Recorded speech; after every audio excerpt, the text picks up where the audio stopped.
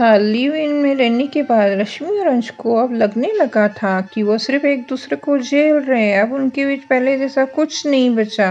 दोनों ने माना कि रिश्ते ज़्यादा खराब हो गए। इससे पहले दोनों को अलग हो जाना चाहिए। उन्होंने एक फैसला लिया। मनपसंद कैफे में अपनी मनपसंदीदा ब्लैक कॉफ़ी पीते हुए की बात और तय किया कि जिस तरह उन्होंने अपने मिलने को सेलिब्रेट किया था उसी तरह अपने बिछड़ने को भी सेलिब्रेट करेंगे। और हाँ, उसके बाद वे दोनों कभी भी एक पल के लिए भी एक दूसरे की ज़िंदगी में दखल नहीं देंगे। आज उनके रिश्ते का अंतिम दिन था। दोनों ने शाम को मिलने का फैसला किया था। अंश को समय और जगह के बारे में रश्मि को जानकारी देनी थी जहाँ वे अपने बिछड़ने के इस पल को सेलिब्रेट करने वाले थे। अंश आज देर तक सोया रहा। नींद खुली तो सुबह के 8 बज गए थे। मतलब ये कि आज रश्मि उसे जगाने नहीं आई थी। हर रोज उसकी सुबह उसकी पसंदीदा कॉफी के साथ रश्मि की बाहों में होती थी। रश्मि को उसे जगाने के लिए थोड़ी मेहनत करनी पड़ती थी।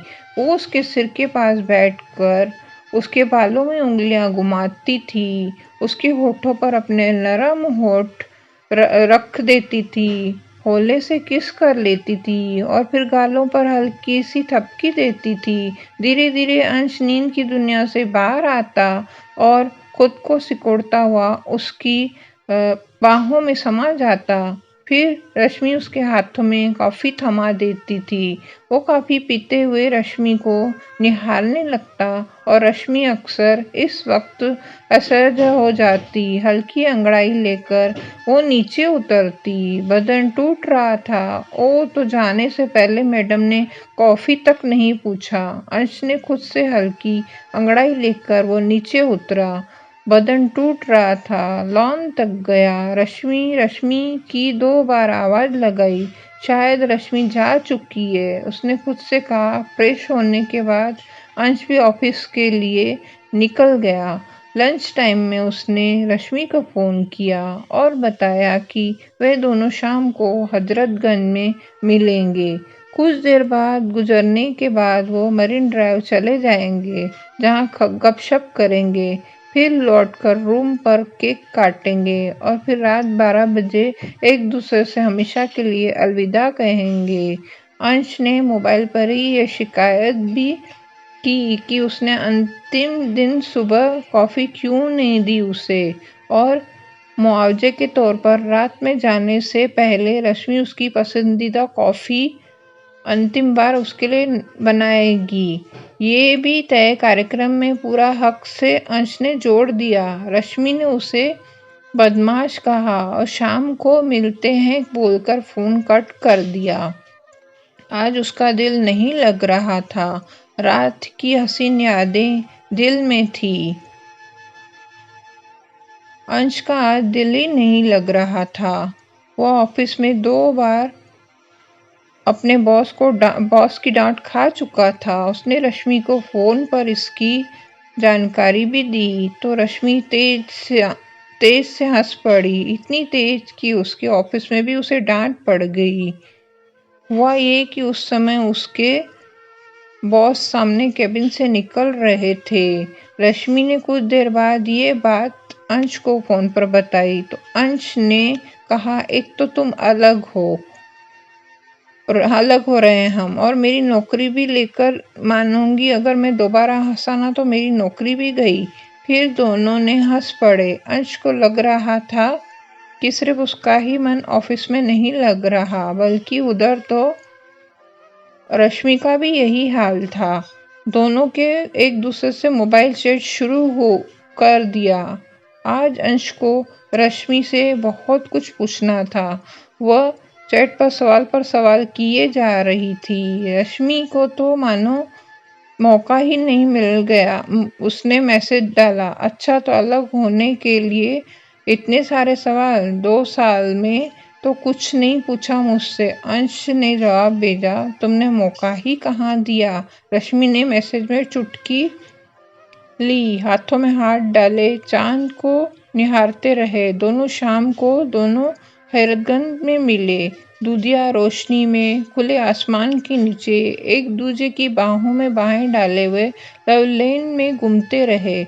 अंश ने पुरानी बातें याद करने की कोशिश की तो रश्मि ने उसे उन बातों को दोबारा याद न दिलाने की हिदायत दी। रश्मि ने कहा कि अब वे रिश्ते में ख़त्म कर रहे हैं और पुरानी बातें ताज़ा करने से दुख ज़्यादा होगा और वो फ़िलहाल दुखी नहीं होना चाहती।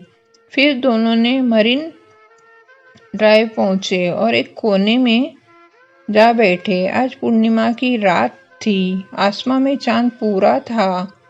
दोनों हाथों में हाथ डाले उस पूरे चाँद को निहारने लगे। रश्मि ने अंश से कहा, सुनो अंश, न जाने किस दुनिया में खोया था। रश्मि ने दोबारा थोड़ी तेज आवाज़ में बोला, सुनो अंश। इस आवाज़ के साथ अंश अपनी ख्वाबों की दुनिया से बाहर आया। हाँ बोलो, चाँद आज बेहद खूबसूरत है ना? रश्मि ने पूछा। अंश को वो और खूबसूरत पल चाहिए था जिसमें वो शायद वो खामोशी को तोड़ना चाह रही थी, या शायद उसे यही पूछना था। अंश ने एक बार चाँद को देखा और फिर रश्मि की तरफ हाँ कहा, बिल्कुल तुम्हारी तरह। तुम नहीं सुधरोगे। रश्मि ने हमेशा की तरह ये वाक्य जोड़ दिया। हाँ, मैं नहीं सुधरूंगा। अंश ने भी हर बार की तरह इसे दोहराया और दोनों हंस पड़े। अच्छा सुनो, ये चाँद कभी आधा और कभी पूरा क्यों होता है? क्या ये अच्छा ना हो कि या तो आधा ही रहे या फिर पूरा? अंश इस सवाल का जवाब देना चाहता था, बल्कि वो चाह रहा था कि रश्मि कोई ऐसा सवाल करे जिसके जवाब में वो अपने दिल की बात कहे, उसके सामने रख दे, जिसका अब तो उसे मौका नहीं मिल पाया था। और आज खूबसूरत चाँद के जिक्र के जरिए वो मौका अंश को मिल गया था। रश्मि से बोलकर अंश उसकी आंखों में देखने लगा और फिर दोनों अपने साथ के अंतिम दिन को सेलिब्रेट करने के लिए हजरतगंज में मिले। लव लेन में घूमते हुए मरीन ड्राइव पहुंचे और एक कोने में बैठ गए।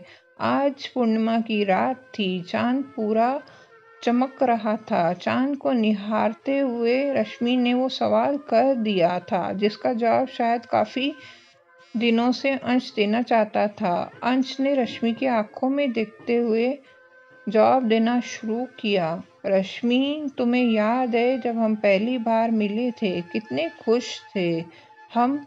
रश्मि ने हाँ में जवाब दिया और साथ में बोल पड़ी, पर तुम उन बातों में क्यों ले जा रहे हो? मेरा सवाल अलग है। अंश बोल पड़ा, मैं उसका ही जवाब दे रहा हूँ रश्मि, तुम सुनती ही नहीं हो। कहा, अच्छा बाबा बताओ, पर ज़्यादा घुमाओ नहीं। आंखों में आंसू थे, पछतावा था, सब कुछ बदल गया था। ओके, मैं सीधे पॉइंट पर आता हूँ। तो हमने कसमें खाई थी कि हम हमेशा साथ साथ। दोस्तों, आपको हमारी live in relationship love story कैसी लगी? कमेंट बॉक्स में लिखकर बताइए और हमारे चैनल पर बने रहिए।